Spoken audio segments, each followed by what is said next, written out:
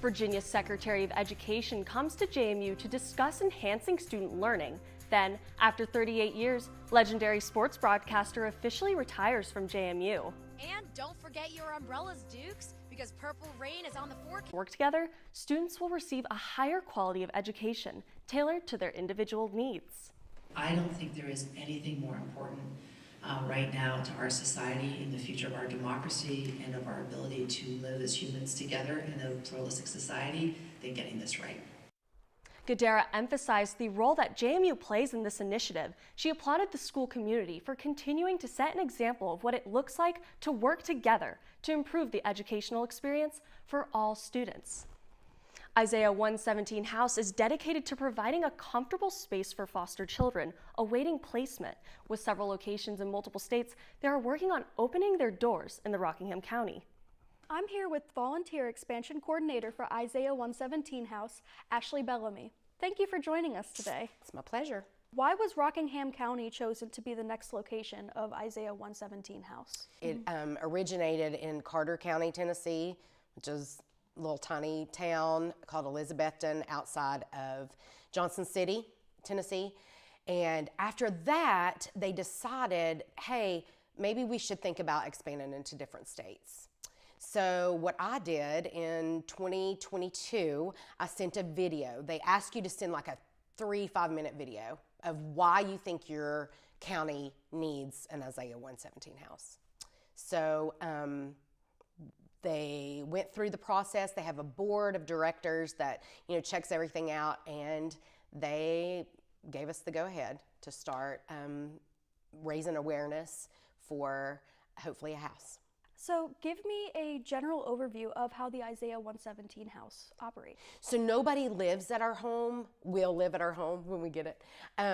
But what they do is the caseworker would call and say, hey, I've got maybe a sibling set of 2, and they were removed today, and they're coming to the Isaiah house. So they would come to the Isaiah 117 house. There's a giving room upstairs with all new things. They would get at least things too. They have a meal. They're given a bath if they need one. And it is staffed by volunteers. What is the impact of this type of place existing for foster children? The impact can be huge. You can take their worst day and make it a little bit better. You do whatever they need. Hey, what do you want to eat?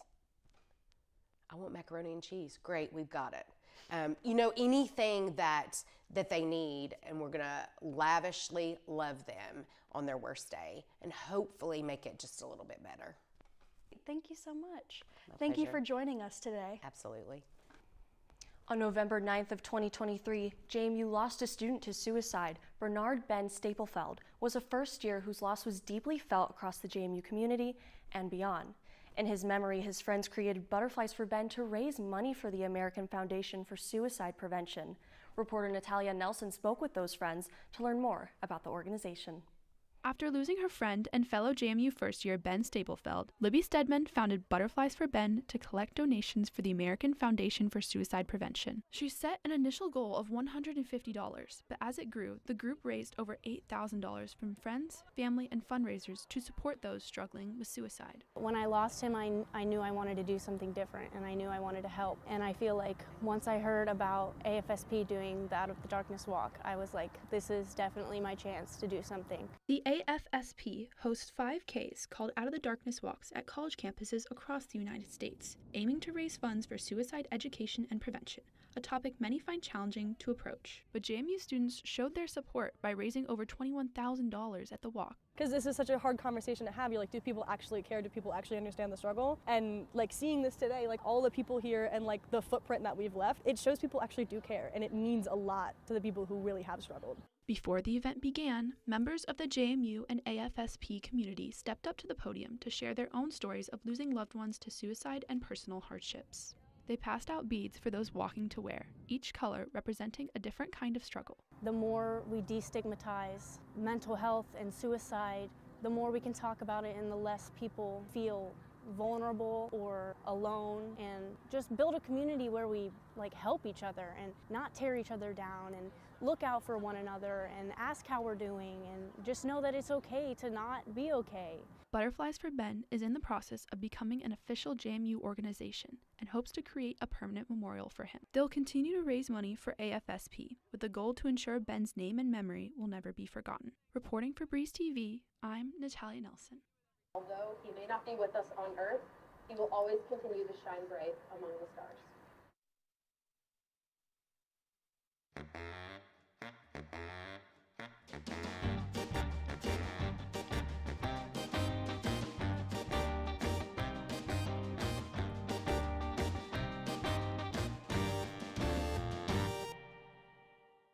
It's bow time. Dude, we need gas. Yo, we gotta get those Supremes. We're not gonna make it. It's bow time, baby.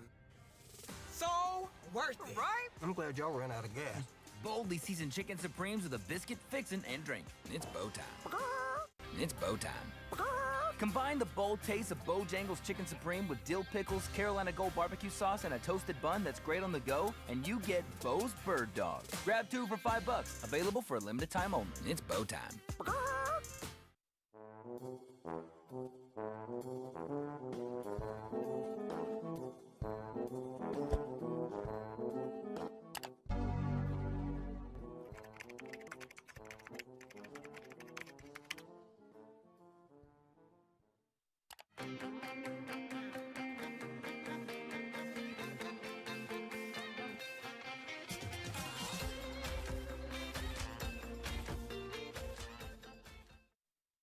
Bojangles Cajun Filet Biscuit. For breakfast, lunch, or dinner. Nothing compares to our signature Cajun Spice Chicken Breast Filet on a made-from-scratch buttermilk biscuit. Breakfast so good, we serve it all day. Get the best chicken biscuit. The one, the only Cajun Filet Biscuit. For a limited time, get 2 Cajun Filet Biscuits for just $5. Bojangles. It's bow time. Tailgating is a song heard across campuses, parking lots, and open fields. They say this song can be heard elsewhere, and perhaps this is true, but it is nowhere near as bright, nowhere near as loud, nowhere near as triumphant as it is right here. Tailgating may not have been born here, but here is where tailgaters are born. It's bow time. Bojangles' new chicken rice bowl starts with dirty rice, topped with Cajun pintos, chicken, and cheese. How's that chicken rice bowl? It's bold from the bottom up. Get a fresh, hearty chicken rice bowl for a limited time. It's bow time.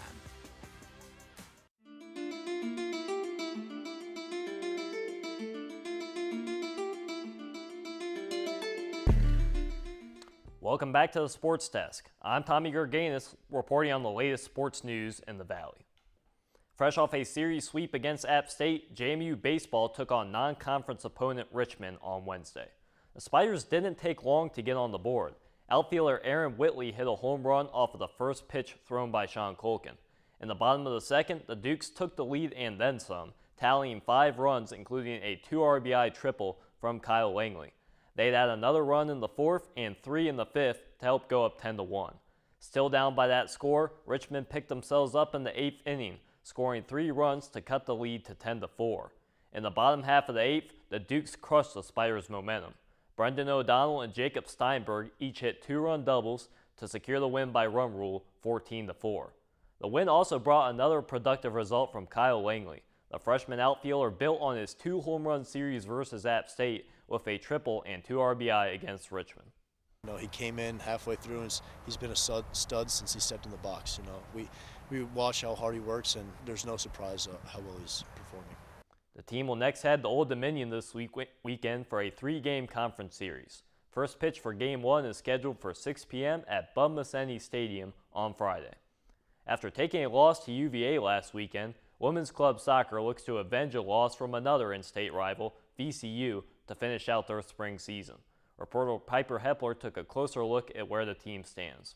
The JMU Women's Club soccer team lost to the VCU Rams in the state tournament hosted by Virginia Tech last month. However, they picked themselves up and went on to win the tournament and bring the first place title back to Harrisonburg for the second year in a row. The Dukes believe their communication on the field will be the key to success in order to win the rematch. The big thing that we need to work on is just getting the ball up the field, crossing, communicating better. I think that's what we needed to do during VCU. The team faces a rigorous schedule in the fall, bracing against tougher opponents and prepping for the National Intramural and Recreational Sports Association Championships. The spring season serves as a way for players to continue to keep up their skills while continuing to do what they love with their teammates. It's like more chill, just scrimmages, not really towards like the league, really, and just play for fun more. We basically kind of like know everyone at that point. Everyone's played a whole season with everyone, like knows everyone's style of play, so it's more chill, like having fun, but also still trying to get after it and play soccer. A win against VCU would secure a 4-1 record and make a statement for their seniors' last game. Really hoping to finish our chances and on a good note, definitely for our seniors, it's their last game. The game against VCU is set for Saturday at noon at U Park. Reporting for Breeze TV, I'm Piper Hepler. Lacrosse defeated Temple 14-10 on Senior Day at Centerra Park, improving to 3-0 in conference play on Saturday. JMU became the first team this season to score more than 13 goals against Temple, although the Dukes got off to a slow start. 7 minutes and 37 seconds into the second quarter, the Owls led 6-2. However, JMU's offense rallied to score 4 unanswered goals, tying the game at the half. We just kind of made a point that it was our senior day. We need to play a little bit better for our friends. Our family is here to watch, extended family, people who don't usually get to come see us play. We just needed to step it up, and I think that we did. We made some changes on the field, and it worked. JMU also started the second half strong, but Temple was able to tie the game again at 9 late in the third quarter. However, the home team used a big fourth quarter to pull away. Head coach Shelly Clays had to use her younger players at times to gain an advantage, but even then, the seniors gave an extra push to the winning effort from the sidelines. Those are leaders by example, and the freshmen that are watching this, how can they possibly have a bad attitude if they're seeing their sixth years do that? After securing the win and walking off to an appreciative home crowd, the older group had a chance to reflect on the players they've come to bond with. Everyone's amazing, and we hang out all the time outside of practice and like lacrosse mandated activities. Being a part of this team and meeting so many new people is the most special thing. I feel like Shelly really has a knack for bringing really good people here to JMU. Next Saturday, the Dukes will be in Gainesville to take on their conference rival, the number 9 ranked Florida Gators. Tip-off is set for 11:30 a.m. at the Donald R. Disney Stadium. Maddie Epke, a sophomore attacker for James Madison, has been honored as this week's Intercollegiate Women's Lacrosse Coaches Association Division I Co-Offensive Player of the Week. Across 2 games against Richmond and Temple last week, Epke recorded a total of 9 goals, 1 assist, and 30 draw controls. Additionally, her 19 draw controls against Richmond last Wednesday broke her own JMU single-game draw control record of 14. Her season total of 127 draw controls also ties the JMU single-season record of 127, previously set by Maddie McDaniel in 2019. This year's Women's NCAA Tournament Championship game outdrew the men's final in viewership for the first time ever. David Taylor, the voice of JMU women's basketball for 38 years, came by to talk about how he had seen the women's game change over time and more. Going back to, your 38-year career with covering the women's team, what were some of your favorite moments from that? Well, I had great fortune to be a part of watching the women's basketball program develop from pre-NCAA years. In fact, my first game with women's basketball at JMU was in 1978, and that was actually the first year that the Dukes, or the Duchesses as they were called at that time, were 20-game winners. They made it to what was then a state final against an Old Dominion team that eventually went on and won the national championship that year. But I saw the women's game grow over the years to, obviously we've seen, just in this past weekend, how amazing the women's basketball game has become. And it's fascinating to think how central in many ways JMU has been to that. Do you think you could talk a little bit more about, the ESPN Plus opportunities that kind of offers for students? What do you kind of think about, the chance how JMU students get to get involved? I think that's amazing, and I really appreciate the approach that the university is taking, getting students involved in all levels of production. There weren't those kinds of programs when I came along, but it was wonderful people who gave me the opportunity to get my feet wet, to get some experience, to make some mistakes, certainly along the way, and to grow from those and to get that professional experience that was necessary. That's all from the sports desk. Abby, back to you. Thanks for the sports update, Tommy. When we come back from the break, JMU's Greek Sing competition shifts to weekend due to amplified participation. Then, the Mack Rock Festival unites communities in celebration of diversity. And Purple Rain might not be the only kind of rain happening this weekend. Reporter Lauren Keller is in studio today to give us this weekend's forecast. You won't want to miss it. The one, the only, Bojangles Cajun Filet Biscuit. Nothing compares to our signature Cajun Spice Chicken Breast Filet on a made-from-scratch buttermilk biscuit. Bojangles Cajun Filet Biscuit is so good, we serve it all day. For a limited time, get 2 Cajun Filet Biscuits for just $5. Bojangles, it's bow time. Bojangles Cajun Filet Biscuit. For breakfast, lunch, or dinner. Nothing compares to our signature Cajun Spice Chicken Breast Filet on a made-from-scratch buttermilk biscuit. Breakfast so good, we serve it all day. Get the best chicken biscuit. The one, the only Cajun Filet Biscuit. For a limited time, get 2 Cajun Filet Biscuits for just $5. Bojangles, it's bow time.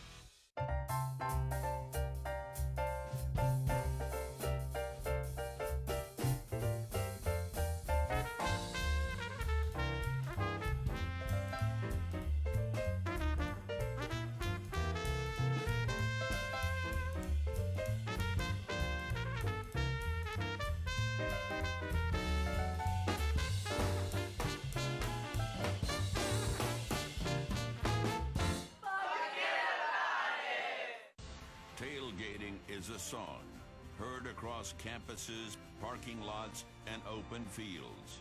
They say this song can be heard elsewhere, and perhaps this is true, but it is nowhere near as bright, nowhere near as loud, nowhere near as triumphant as it is right here. Tailgating may not have been born here, but here is where tailgaters are born.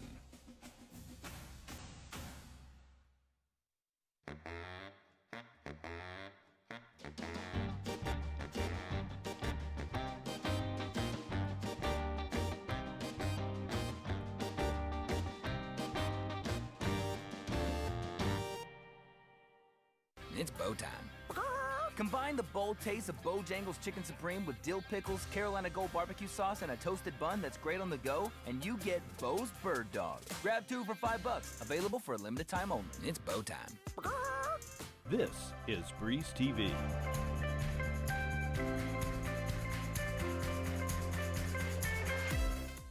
JMU's annual Greek Sing competition allows students in Greek life the opportunity to perform for their peers. The event is typically held on a weekday, but a change was made this year to accommodate students' schedule. Executive producer Jack Hadley spoke to those involved to learn their motivations and reactions to the change. After months of rehearsal, Greek life students danced their hearts out at JMU's annual Greek Sing competition last weekend. Students purchased tickets to enjoy the entertainment. The money raised from the tickets went to the Arc of Harrisonburg, which supports people with intellectual and developmental disabilities. According to this year's student director, Nellie Tucker, organizing Greek Sing takes longer than students think. Everyone thinks it starts out like only a few months before. It usually starts a whole year in advance. You start around August and September with booking the AUBC for the event itself. This year, the decision was made to shift the event from a weeknight to a Saturday afternoon due to an increase to 24 organizations participating. We don't want anyone missing class or skipping class, so we have to wait till around 6 or 7 to start the event if we do it on a weeknight. And the event itself is pretty long. It's about 4.5 hours. That's a really long time to ask for them to be there. Students who participated in the competition agree that the switch to a Saturday was a wise choice. I was really happy that it was changed to a weekend because the past 2 years it was really stressful on Tuesdays having to figure out if I had to leave class early. I think a weekend makes sense. So you don't have to miss class. It would be just an exhausting night. So I was really happy it was on a Saturday. Tucker says she believes the change in time was a success. Reporting alongside Logan Mitchell, this is Jack Hadley for Breeze TV. It happens every spring since its debut in 1997. What was once known as the Mid-Atlantic College Radio Conference, affiliated with JMU's WXJM, MacRock split in the mid-2000s and has become the biggest DIY festival on the East Coast. Reporter Jacob Morris attended the festival to capture the Valley's DIY music scene. MacRock, a 501c3 nonprofit, is dedicated to amplifying diverse voices in the Valley, from people of color to the LGBTQ community. The festival is completely volunteer-run and relies on members of the community coming together. Annie McGowan has worked with MacRock since their freshman year. Now a senior, they're the head coordinator, and they emphasize that the festival is a place of love and inclusivity, full of people from different backgrounds coming together and enjoying music. They can be openly queer, or they can express how they want to dress or express how they want to act without barriers like homophobia or racism or transphobia and stuff like that. So I think that's really impactful to especially attendees coming as well as people performing here. The festival had over 50 bands perform at 8 different venues during the 2-day event, each with their own distinct style. Different genres were often grouped together, including shoegaze at Pale Fire and hardcore at Golden Pony. The more people you play with, the more people you talk to, the more you realize that these types of music aren't actually that far apart. It's just a matter of how creative you are, you know? Or how open-minded you are. Right behind me is Broad Porch Coffee, where the next band is about to perform. It's going to be Machine State at 6:30, and there's currently lines out the door ready to go in.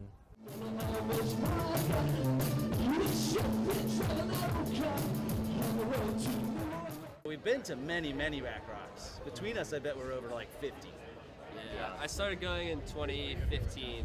I volunteered my freshman year of college, and then I've gone every year since. Attending MacRock has become a tradition for many to make connections and lasting memories. It also expands other people's music taste. You're gonna get into things you've never heard of. Live music, it just gets people engaged. You see people dancing who usually don't dance. The festival returns every year in early April, and you can donate to MacRock and the charities they support on social media and their website. For Breeze TV, I'm Jacob Morris. The annual Purple Rain Festival is coming up tomorrow for an outdoor performance you won't want to miss. Maggie Rickerby is live on the festival lawn where the University Program Board is setting up for the event. Maggie? Thanks, Abby. Well, Dukes, this is surely something to make your day glow. UPB is setting up for Purple Rain that's happening tomorrow right behind me. I'm standing here with Jackson Sawyer, Amplify Director. So could you tell me a little bit about what Dukes can expect for this event tomorrow? Yeah, we have a lot of things planned for tomorrow. We have a bunch of activities for you guys. We have a mechanical bull, airbrush t-shirts, and a caricature artist. We also have a bunch of food for you guys to eat. And in terms of artists, we have Exit 245 performing a cappella, 2 student bands, Von Berger and South House, and a student DJ, and then obviously followed up by the main event, Dayglow. And so what kind of goes into choosing an artist for an event like this? Yeah, we work with an agent that has a list of artists that kind of look into our budget and timing, and then I kind of make a list of who I wanted to see. And for Purple Rain, I was leaning toward more an alternative artist, and Dayglow was my #1. We thankfully negotiated and then got him booked. Awesome. And then how is this setup going so far? You guys have been setting up kind of for a little bit today, so how's it going so far? Very good. We are on track. It was a little windy, but we are all good to go and set for tomorrow. All right, great. Well, thank you so much for joining us. And there's a lot of cool things happening this weekend, one of those being Purple Rain. So thank you so much. And back to you in the studio, Abby. Thanks, Maggie. As Purple Rain and sports come up this weekend, you might be wondering what your weather will be looking like in the Berg. Reporter Lauren Keller is here to answer that question with your weekend weather. Lauren, what do you see? Thanks, Abby. The cities that could see that Purple Rain in Rockingham County today are Lexington, Moorfield, Broadway, and right here in the Berg. We can see that our highs are mostly in the high 50s and low 60s, with Franklin and Montier being the exception. We see that Franklin is going to be a high of 71, and Montier is going to be cooler with a low of 49. And overall, the county is going to be in the lows with 40s with partly cloudy skies. And if you're planning on going to that Purple Rain event this Saturday, our temperatures will raise slightly, being in the 60s. And again, we have Monterey as the exception, having a high of 55. Our lows will stay consistent across the county with lows in the 40s. And Monterey, Winchester, Raffine, Craigsville, will be mostly cloudy, while the rest of the county will have sunny skies. Then on Sunday, the heat will spring up into the weather that we've been waiting for. Highs will be in the 70s and low 80s with partly cloudy skies. Lows will be in the high 50s, so Sunday will be the perfect weather to go outside or go to the softball game where JMU goes against Marshall at 12 p.m. at Veterans Memorial Park. So Abby, we had the solar eclipse on Monday. Were you able to see it? Yeah, I actually went to the quad, and unfortunately we're not in the path of totality, so I didn't really see much of a difference. I just saw like a crescent moon in the sky. But you know, maybe in 20 years I'll get to see the whole thing. Are you going to Purple Rain this weekend? I am. I cannot wait to be out there. I know that it's raining and really windy out there, so good thing Maggie was still able to get that interview, but I can't wait for all the events coming up this weekend. Oh, I can't wait either. Well, that's all we have for today. See you guys next week, same time, same place.